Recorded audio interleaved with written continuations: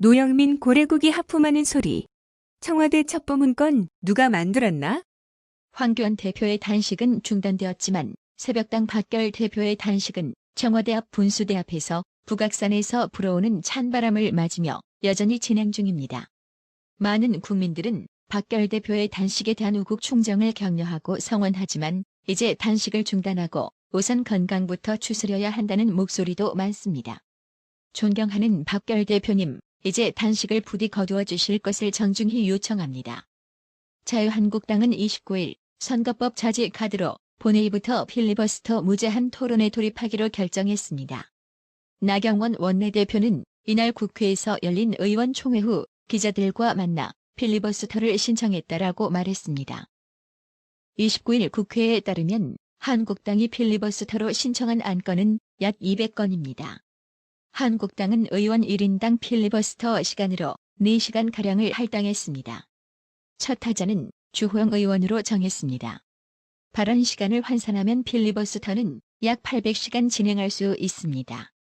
정기 국회가 끝나는 12월 10일까지 충분히 이어질 것으로 전망됩니다. 더불어민주당 이인영 원내대표는 29일 자유한국당의 무제한 토론 필리버스터 신청에 대해 혹독한 대가를 치를 것이라고 말했습니다. 여당 원내대표 말하는 꼬라지가 어찌 북한 종갓나 새끼와 흡사하게 닮아가고 있지 않나요? 그래서 날치기라도 또 하시려고? 아님 정부기관 동원해서 보복이라도 하시게요? 이것들이 보자 하니 웃겨요. 민주당이 필리버스트 할 때는 국민의 기본권 보장을 위한 헌법적 저항이고 한국당의 필리버스트는 민생법안을 볼모로 잡은 땡깡이라는 민주당의 내로남불형 논리에 국민들이 심판을 제대로 할 겁니다. 자유한국당은 김오수 법무부 차관을 직권남용 권리행사 방해 등의 혐의로 29일 서울중앙지검에 고발했다고 밝혔습니다. 한국당에 따르면 김오수 차관은 지난 10월 검사파견심사위원회 설치 및 운영에 관한 지침을 제정할 당시 법무부 법무심의관실 소속의 한 검사가 입법 과정에 문제점을 지적하자 그를 업무에서 배제하도록 지시한 혐의를 받고 있습니다. 한국당은 지침 시 관계기관의 의견 조회를 받도록 돼 있는 절차를 무시하려 하자 해당 검사가 검찰국으로 위법하다는 취지의 공문을 보냈으며 이에 김오수 차관이 그 검사를 불러 호되게 질타하고 직무를 배제했다고 주장했습니다. 그러면서 김오수 차관의 이런 행위는 정당한 공무원 업무 배정에 대한 내부 규정조차 지키지 않은 권한 남용으로 직권남용 권리행사 방해죄에 해당한다고 덧붙였습니다. 한국당은 철저히 수사해 대한민국의 헌정 질서를 바로 세우고 무너져가는 법치를 다시 세워야 할 것이라고 검찰에 요구했습니다.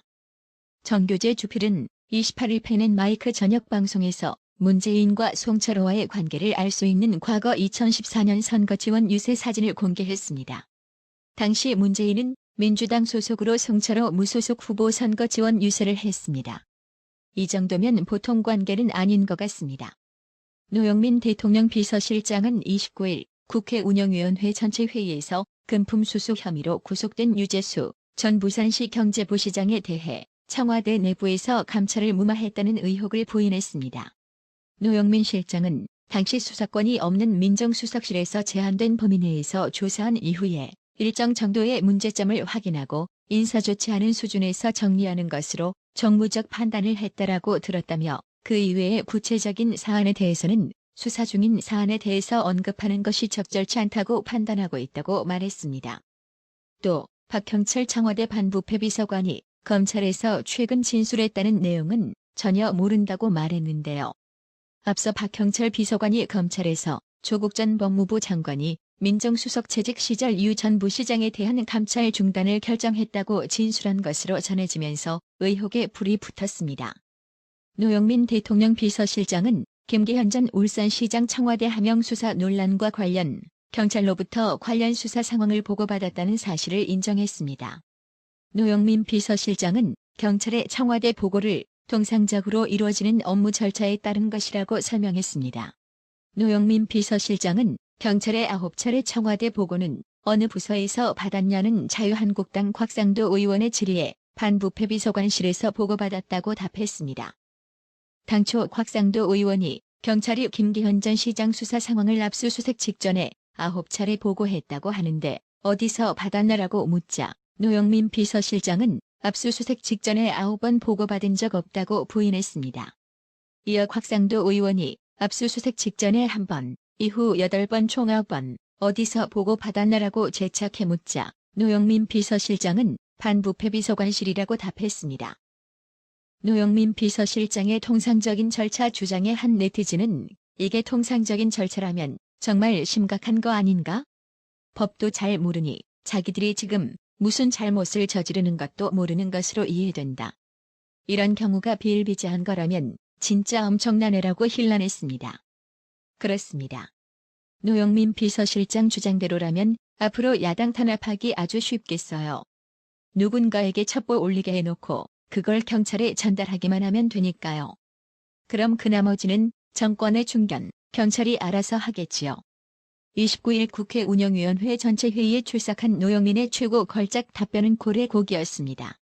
특감반원들이 울산시에 갔던 걸 두고 노영민 실장은 고래고기 사건 때문에 검찰과 경찰이 서로 다투는 거에 대해서 부처 간 불협화음 어떻게 해소할 수 없는가 해서 내려갔다고 했습니다. 해당 소식에 고래고기 옆구리 터지는 소리하고 자빠졌네. 고래고기 저 잡수러 가셨어요? 삶은 고래고기가 웃겠다. 크크 등등 온라인 누리꾼들의 조롱과 조소가 섞인 댓글이 주렁주렁 달렸습니다.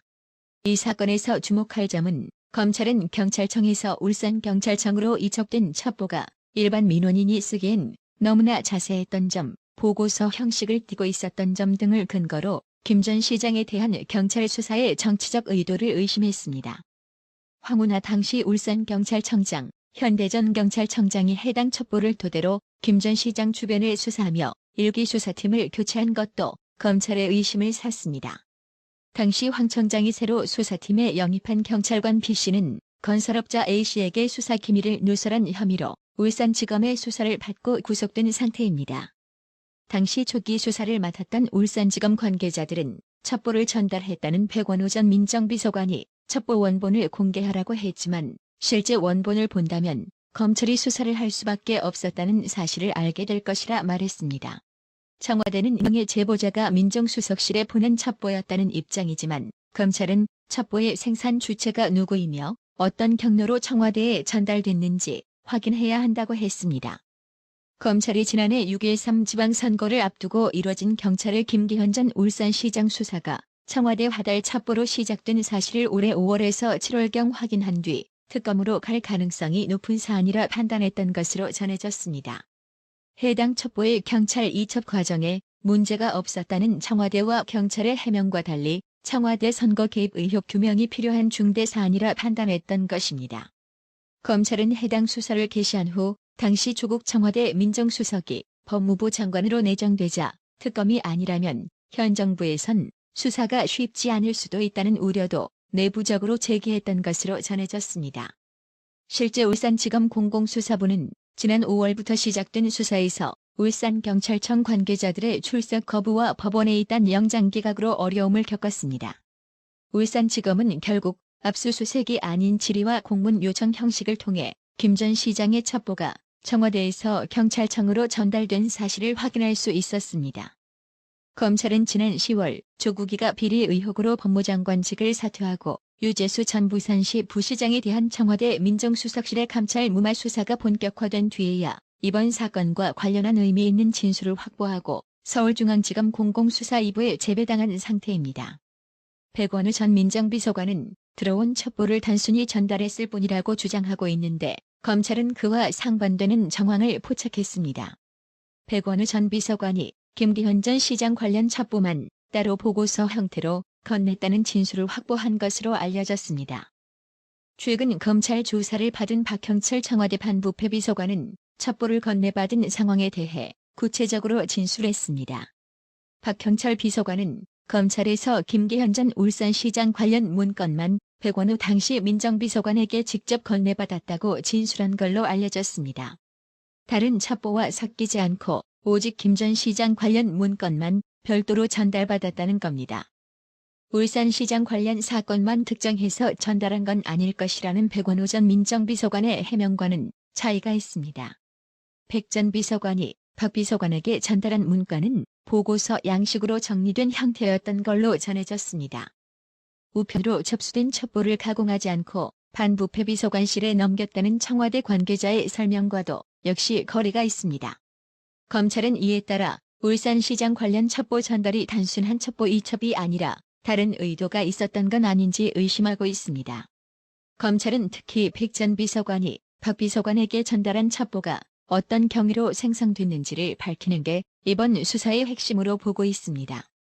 29일 청와대의 지난해 울산시장 선거 하명 수사 의혹과 관련 청와대 민정수석실 내부 실무진이 민정수석실 사건 이첩 기준을 들어 김기현 전 울산시장 측근의 비위사실 경찰 이첩에 반대했지만 받아들여지지 않은 것으로 파악됐습니다. 이날 청와대 민정수석실 사정에 정통한 사정당국 관계자에 따르면 민정수석실 반부패 비서관실 실무진은 김 전 시장 측근 비리 첩보를 경찰청에 이첩할 경우 민정수석실 사건 이첩 기준에 위배된다는 견해를 제출한 것으로 나타났습니다. 하지만 백 전 비서관은 박 경찰 반부패 비서관실에 해당 사건에 대한 이첩을 강하게 의뢰했고 결과적으로 울산지방경찰청을 통해 수사가 진행됐습니다. 노 실장은 29일 국회 운영위원회 전체 회의에서 백원우 민주연구원 부원장이 청와대 민정비서관 당시 별도의 특감반을 가동했다는 의혹에 대해 그것은 잘못 알려진 사실이라며 민정비서관실에 별동대라고 얘기하는 2명의 특감반원이 있다고 하는데 그것은 대통령 친인척과 대통령과의 특수관계인을 담당하는 민정비서관실 소속의 감찰반원들이라고 했습니다. 하지만 채널A는 노영민 실장의 설명과 달리 백원우 전 민정비서관이 별도의 특별감찰반을 가동했다는 진술을 검찰이 확보한 것으로 알려졌다고 보도했습니다. 원래 청와대 직제 규정에 따르면 임명직 공무원이나 대통령 친족 등에 대해서 특별감찰반이 감찰하도록 규정하고 있는데요. 그런데 백원우 전 비서관이 청와대 소속 특감반원 중 일부에게 별도 업무를 맡겨 공직자 감찰을 시켰다는 것입니다. 검찰은 김 전 시장 수사에 백 전 비서관이 직접 관여했는지 확인할 방침입니다. 문제는 반부패 비서관 산하특별감찰반이 만들어진 이후에도 민정수석실 산하특감반이 별도로 조직돼 은밀하게 운영돼 왔다는 점입니다. 백원우 전 비서관이 지휘하던 민정비서관실 내 공식 조직인 친인척관리팀과는 완전히 다른 별도의 팀입니다. 청와대 직제상 민정수석실 산하반부패 비서관실은 대통령이 임명하는 고위 공무원은 감찰할 수 있지만 선출직은 감찰 대상에 포함되지 않습니다. 결국 반부패 비서관실 내에 있는 특별감찰반이 아닌 민정수석실 산하 백원우 별동대 특감반이 직접 김 전 시장 첩보 문건 제작에 관여했을 가능성이 높다는 분석이 제기됩니다. 검찰은 이들 특감반원의 소재 파악에 착수한 것으로 전해졌습니다. 복수의 전직 특감반원은 검사 출신 박형철 반부패 비서관은 정치적으로 문제가 될 감찰 사건을 맡지 않으려 했다며 결국 민감한 사안의 첩보와 정부 내 적폐 청산 활동 조사는 모두 백원우 전 비서관 산하의 별동대 특감반이 떠맡아왔다고 말했습니다. 나라의 TV는 보다 더 양질의 컨텐츠를 생산하기 위해 자발적 구독료를 후원 형식으로 받고 있으니 많은 성원 부탁드립니다. 시청해주셔서 감사합니다. 구독은 꼭 눌러주세요.